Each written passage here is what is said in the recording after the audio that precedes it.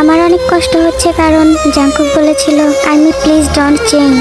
আর্মিরাও কথা দিয়েছিল তারা কখনো চেঞ্জ হবে না, কিন্তু দেখো একটু ভুলের কারণে কোরিয়ান আর্মিরা চাচ্ছে সুগা যেন বিটিএস ছেড়ে দেয়। তার জন্য কিছু আর্মি হ্যাপি বিল্ডিং এর সামনে 300+ মন্তব্য জানিয়েছে ফুলের তোড়ার মাধ্যমে। কিভাবে পারলো আর্মিরা এমনটা করতে? সামান্য ভুলের কারণে সুগা কি এটা প্রাপ্য ছিল?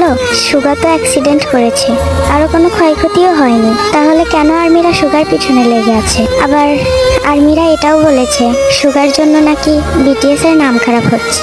আমি শুধু ভাবছি কিভাবে আর্মিরা পাল্টে গেল।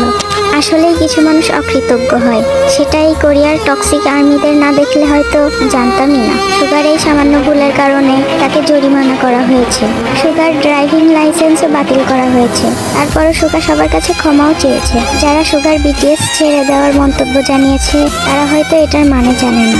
আমার অনেক ভয় হচ্ছে। আল্লাহ তুমি সুগাকে স্ট্রং রেখো, খারাপ কিছু যেন না হয়।